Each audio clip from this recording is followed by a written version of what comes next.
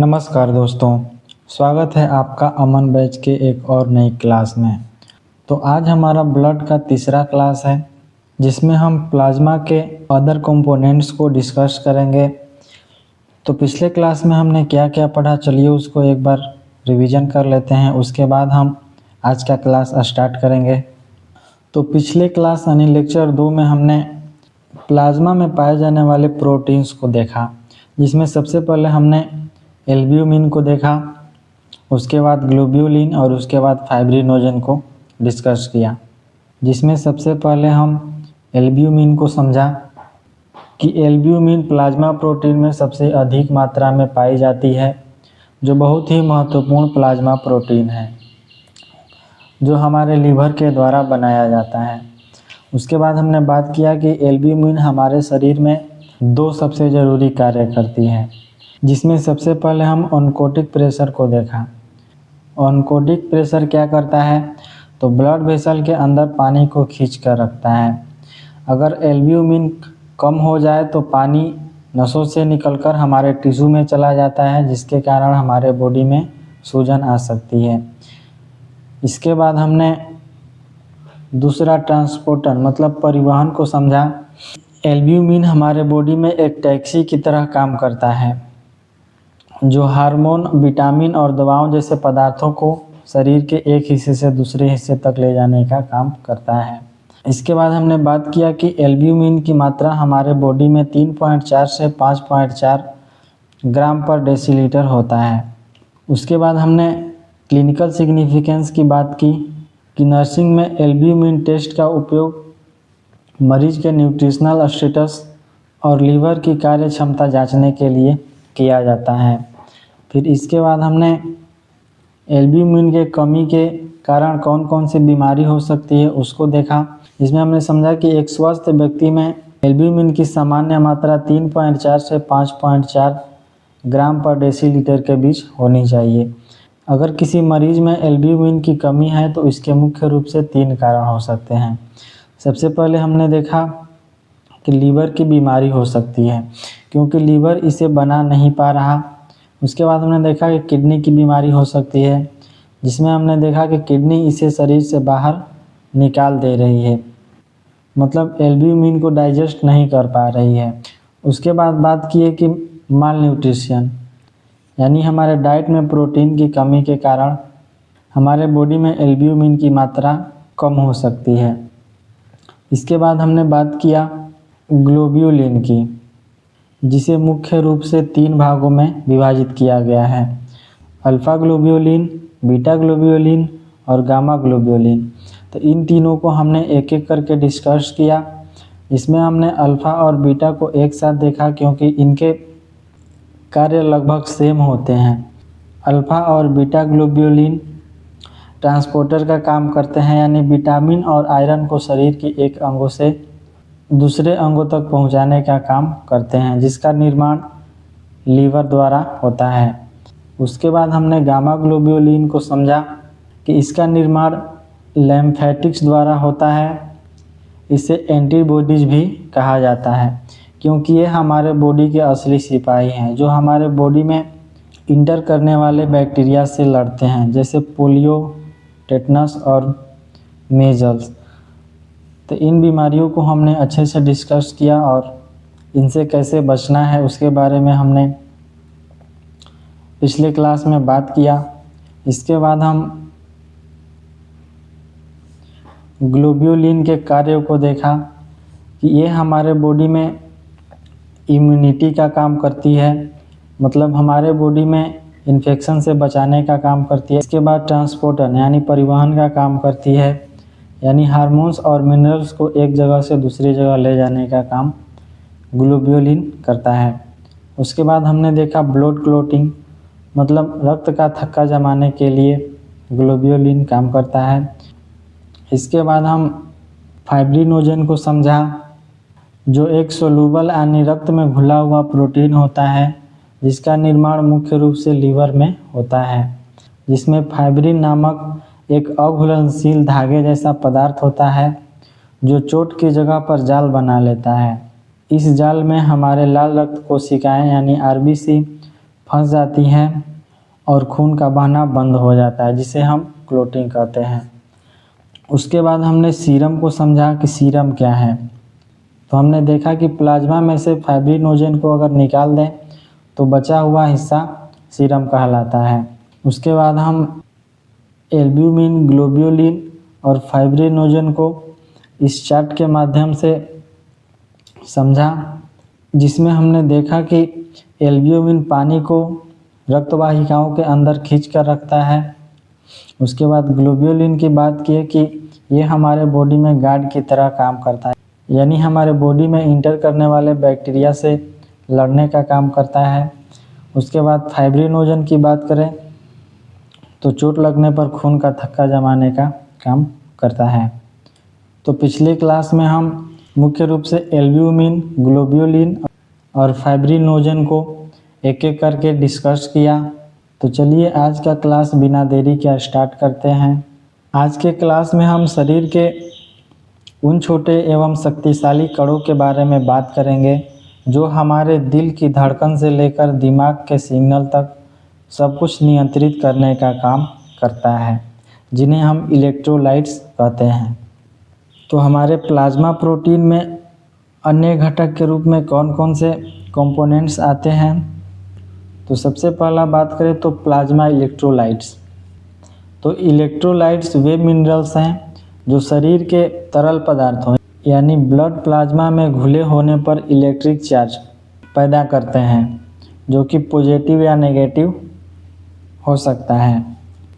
Main electrolytes and there normal level and their function. तो चलिए एक टेबल में समझते हैं कि प्लाज्मा में कौन कौन से इलेक्ट्रोलाइट्स पाए जाते हैं और हमारे बॉडी में उनका सामान्य स्तर क्या है और ये इलेक्ट्रोलाइट्स हमारे बॉडी में क्या कार्य करते हैं। सबसे पहले बात करें तो सोडियम, जिसका सामान्य स्तर 135 से 145 मिली इक्विवेलेंट प्रति लीटर होता है। अब इसका कार्य हमारे बॉडी में पानी का संतुलन बनाए रखना है। मतलब सोडियम हमारे बॉडी में फ्लूइड बैलेंस को बनाए रखता है।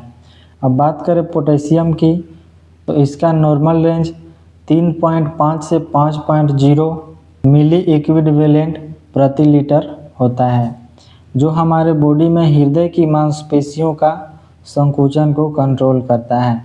उसके बाद बात करें कैल्शियम, तो कैल्शियम का सामान्य स्तर 8.5 से 10.5 मिली इक्विवेलेंट प्रति लीटर होता है, जिसका काम हड्डियों की मजबूती और ब्लड क्लोटिंग करना है।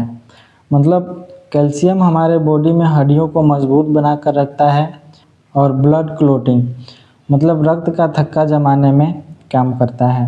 उसके बाद बात करें क्लोराइड की, तो इसका सामान्य स्तर 98 से 106 मिली इक्विवेलेंट प्रति लीटर होता है। तो क्लोराइड हमारे बॉडी में ऑस्मोटिक प्रेशर और एसिड बैलेंस बनाए रखने का काम करता है। अब ऑस्मोटिक प्रेशर क्या है, तो हमने बात किया था कि यह एक न्यूनतम बाहरी दबाव है जो लिक्विड के प्रवाह को बनाए रखने का काम करता है। अब बात करें इलेक्ट्रोलाइट्स इम्बैलेंस, मतलब इलेक्ट्रोलाइट्स के असंतुलन के कारण हमारे बॉडी में कौन कौन सी डिजीज हो सकती हैं। तो एक नर्स के रूप में आपको यह पहचानना बहुत ज़रूरी है कि जब इलेक्ट्रोलाइट्स कम या ज़्यादा होते हैं तो मरीज में क्या लक्षण दिखते हैं। तो देखिए, सबसे पहले बात करें तो लो सोडियम। अगर हमारे बॉडी में सोडियम की मात्रा लो है 135 से 140 मिली इक्विवेलेंट प्रति लीटर से कम है, तो उसे हम हाइपोनेट्रेमिया कहते हैं, जिसके कारण मरीज को कन्फ्यूजन या दौरे पड़ सकते हैं। उसके बाद बात करें तो हाई पोटेशियम, जिसे हम हाइपरकैलेमिया कहते हैं। यह दिल के लिए बहुत खतरनाक है, इससे कार्डियक अरेस्ट हो सकता है। उसके बाद बात करें तो लो कैल्शियम, जिसे हम हाइपोकैल्सीमिया के नाम से जानते हैं। अगर हमारे बॉडी में कैल्शियम की मात्रा 8.5 से 10.5 मिली इक्विवेलेंट प्रति लीटर से कम हो जाता है तो क्या परेशानी देखने को मिलेगी? मांसपेशियों में ऐंठन मतलब मसल क्रैम्प्स देखने को मिलेगा। तो हमने इलेक्ट्रोलाइट्स के इम्बैलेंस को देखा कि हमारे बॉडी में कौन से इलेक्ट्रोलाइट्स कम होंगे तो पेशेंट को कौन सी परेशानी का सामना करना पड़ेगा। तो साथियों याद रखो कि हाइड्रेशन, उल्टी या दस्त होने पर सबसे पहले हमारे बॉडी में ये इलेक्ट्रोलाइट्स में असंतुलन होती है, जिसके कारण हमें उल्टी, दस्त या डिहाइड्रेशन का सामना करना पड़ता है। अगर आप हॉस्पिटल में ड्यूटी करते हैं तो एक नर्स के रूप में आपको मरीज के लैब रिपोर्ट्स पर नज़र रखनी चाहिए। अगर पेशेंट को आईवी फ्लूइड्स लगा हो तो उसका सही फ्लो बनाए रखना है। यदि मरीज में कमजोरी या तेज़ धड़कन जैसे लक्षण दिखाई दे तो तुरंत डॉक्टर को रिपोर्ट करना चाहिए। अब बात करते हैं कि प्लाज्मा न्यूट्रिएंट्स क्या हैं। तो अब हम पढ़ेंगे प्लाज्मा न्यूट्रिएंट्स के बारे में। जैसा कि आप जानते हैं कि हमारा ब्लड शरीर में सिर्फ ऑक्सीजन ही नहीं पहुंचाता है, बल्कि एक डिलीवरी बॉय की तरह काम करता है, जो शरीर की हर कोशिका तक ज़रूरी न्यूट्रिएंट्स को पहुंचाने का काम करता है। अब हम जानेंगे कि वो कौन कौन से पोषक तत्व हैं जो हमारे रक्त में मौजूद होते हैं और उनका क्या काम है। तो चलिए शुरू करते हैं। यह तत्व शरीर के सभी कोशिकाओं के लिए आवश्यक हैं। मतलब प्लाज्मा न्यूट्रिएंट्स हमारे बॉडी में अन्य सेल के लिए इम्पोर्टेंट है, जिसमें ऊर्जा एवं ताप उत्पन्न होता है। सबसे पहले हम बात करते हैं ग्लूकोज की। यह ब्लड का सबसे मुख्य कार्बोहाइड्रेट है, तो इसे ब्लड शुगर भी कहते हैं। यह बॉडी को तुरंत एनर्जी प्रदान करता है। खाली पेट में यह लगभग 70 से 110 मिलीग्राम पर डेसीलीटर होना चाहिए। मतलब खाली पेट में ग्लूकोज की मात्रा 70 से 110 मिलीग्राम पर डेसीलीटर होना चाहिए। अब बात करें फैट्स की, मतलब वसा यानी लिपिड्स। तो ब्लड में वसा यानी फैट्स भी होते हैं, जिन्हें हम लिपिड्स कहते हैं। इसमें कोलेस्ट्रॉल और ट्राइग्लिसराइड्स शामिल हैं, जो हार्मोन बनाने और ऊर्जा को स्टोर करने का काम करता है। इसके बाद बात करें तो विटामिन्स। रक्त में विटामिन भी होते हैं, जैसे विटामिन B12, विटामिन के और विटामिन Cl। ये मेटाबॉलिज्म और घाव भरने में मदद करते हैं। तो दोस्तों हमने सीखा कि ब्लड में ग्लूकोज, प्रोटीन्स, लिपिड्स और विटामिन जैसे पोषक तत्व होते हैं। अगर इसमें से किसी की भी कमी हो जाए तो शरीर में बीमारियां हो सकती हैं। तो चलिए इसके आगे समझते हैं। तो प्लाज्मा के अपशिष्ट पदार्थ, मतलब वेस्ट मटेरियल ऑफ प्लाज्मा, ये वे तत्व हैं जो शरीर की कोशिकाओं में होने वाली मेटाबॉलिक प्रक्रियाओं के बाद बचे हुए पदार्थ होते हैं। इनका शरीर से बाहर निकलना बहुत ज़रूरी होता है। तो प्लाज्मा में कौन कौन से वेस्ट मटेरियल पाए जाते हैं, चलिए इनको हम एक एक करके समझते हैं। तो सबसे पहले बात करें तो यूरिया। तो यूरिया का मुख्य स्रोत प्रोटीन मेटाबॉलिज्म है। मतलब यूरिया प्रोटीन के टूटने से बनता है। अब इसका निकासी अंग किडनी होता है। अब बात करें क्रिएटिनिन की, तो इसका मुख्य स्रोत मसल्स एक्टिविटी है। मतलब जब हम कोई भी एक्टिविटी करते हैं, जैसे हम एक्सरसाइज वगैरह या फिर कोई भी ज़्यादा वेट का वस्तु उठा लेते हैं, उस टाइम हमारे मांसपेशियों में क्रिएटिनिन फॉस्फेट के टूटने के कारण क्रिएटिनिन पैदा होता है। इसे भी किडनी के द्वारा हमारे बॉडी से बाहर निकाला जाता है। अब बात करें बिलीरुबिन की, तो इसका निर्माण आरबीसी के टूटने के कारण होता है। मतलब जब पुरानी लाल रक्त कोशिकाएं टूटती हैं तो उनके हीमोग्लोबिन के टूटने से बिलीरुबिन बनता है, जिसका रंग पीला होता है। अगर यह रक्त में बढ़ जाए तो व्यक्ति को पीलिया हो जाता है। इसका निष्कासन हमारे बॉडी से लीवर या पीत के द्वारा होता है। अब बात करें यूरिक एसिड की, तो इसका निर्माण न्यूक्लिक एसिड मतलब यह प्यूरिन नामक तत्वों के टूटने से बनता है, जो हमारे डीएनए में पाया जाता है। इसका निष्कासन किडनी के द्वारा होता है। यदि ब्लड में यूरिक एसिड की मात्रा बढ़ जाए तो यह जोड़ों में जमा होकर गठिया जैसी बीमारी पैदा कर सकता है। अब बात करें कार्बन डाइऑक्साइड की, तो इसे ऊर्जा उत्पादन के दौरान कोशिकाओं के द्वारा छोड़ा जाता है। तो कार्बन डाइऑक्साइड का मुख्य स्रोत सेलुलर श्वसन होता है, जिसे प्लाज्मा द्वारा फेफड़ों तक लाया जाता है और सांस के जरिए बाहर निकाल दिया जाता है। मतलब इसका निकासी अंग फेफड़ा होता है, जिसके द्वारा कार्बन डाइऑक्साइड को बाहर निकाल दिया जाता है। एक और होता है लैक्टिक एसिड।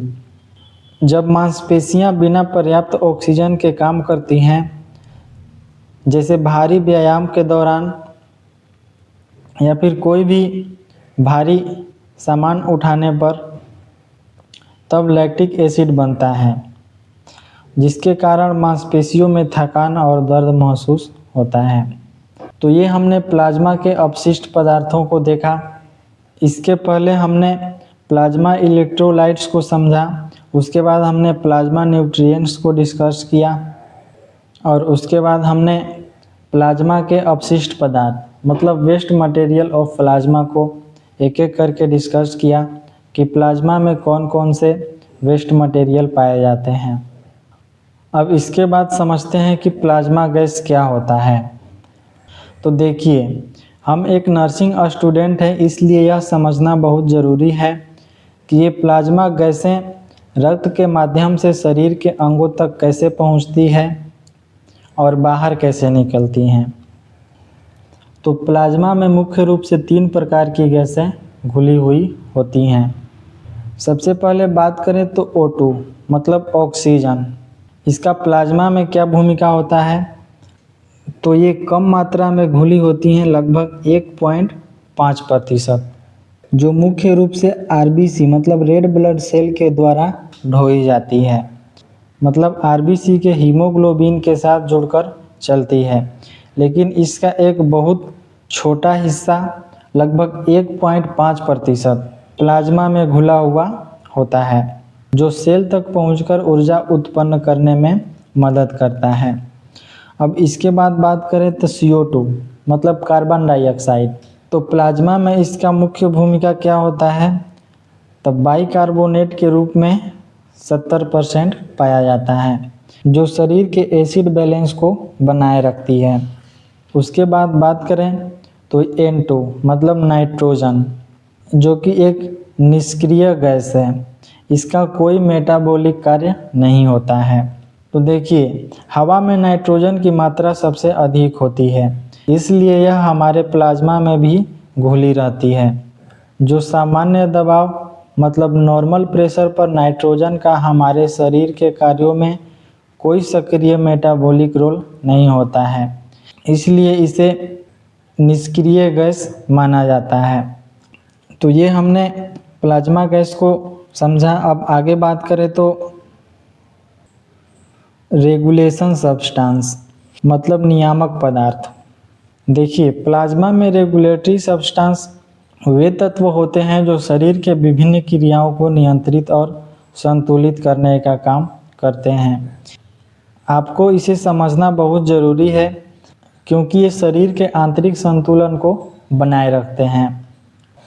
तो प्लाज्मा में मुख्य रूप से 3 प्रकार के नियामक पदार्थ पाए जाते हैं। सबसे पहले बात करें तो हार्मोन। इसका मुख्य कार्य अंगों के बीच संदेश पहुंचाना है। मतलब हार्मोन्स एंडोक्राइन ग्रंथियों के द्वारा सीधे ब्लड के प्लाज्मा में छोड़े जाते हैं। प्लाज्मा हार्मोन को टारगेट ऑर्गन्स तक पहुंचाने का काम करता है, जैसे इंसुलिन मतलब ब्लड शुगर लेवल को कंट्रोल रखता है। अब बात करें एंजाइम की, तो रासायनिक क्रियाओं को तेज करना, मतलब प्लाज्मा में कई सक्रिय और निष्क्रिय एंजाइम पाए जाते हैं जो रासायनिक प्रक्रियाओं की गति को बढ़ाते हैं। एंजाइम जो है हमारे बॉडी में पाचन, रक्त का थक्का जमाने और सेलुलर रिपेयर में मदद करते हैं। अब बात करें विटामिन की, तो मेटाबॉलिज्म को सुचारू बनाना, मतलब विटामिन को कोफैक्टर्स के रूप में जाना जाता है जो एंजाइम की मदद करते हैं। जैसे विटामिन के जो रक्त के थक्के जमाने के लिए अनिवार्य है। तो रेगुलेशन सब्सटेंस की ओवरऑल बात करें तो रेगुलेटरी सब्सटेंस शरीर में ट्रैफिक पुलिस की तरह काम करते हैं जो सब कुछ सही समय और सही मात्रा में होने देते हैं। तो दोस्तों यह ब्लड का तीसरा क्लास था जिसमें हमने हेमेटोलॉजी के अंदर मैंने आपको बताया था कि ब्लड एक कनेक्टिव टिश्यू है जो 55% प्लाज्मा और 45% रक्त कोशिकाओं से मिलकर बना होता है। तो हमने 55% प्लाज्मा को आज के क्लास में कंप्लीट किया, जिसमें हमने प्लाज्मा के कंपोनेंट्स को देखा कि प्लाज्मा के कौन कौन से घटक होते हैं। उसके बाद हम प्लाज्मा के अन्य घटक मतलब अदर कंपोनेंट्स को आज के क्लास में डिस्कस किया। तो आज के लिए बस इतना ही। अगले क्लास में हम रक्त कोशिकाओं मतलब ब्लड सेल को एकदम आसान भाषा में डिस्कस करेंगे। तो अगर आपको क्लास पसंद आया तो लाइक करें एवं इसे अपने नर्सिंग ग्रुप्स में शेयर ज़रूर करें और चैनल को सब्सक्राइब करना ना भूलें तथा बेल आइकन को ऑल पर प्रेस करके रखें ताकि आपको अगले क्लास की नोटिफिकेशन मिल सके। तो पढ़ते रहिए और आगे बढ़ते रहिए। मिलते हैं अगले क्लास में कुछ और इम्पोर्टेंट कंपोनेंट्स के साथ। मस्त रहें, स्वस्थ रहें। जय हिंद।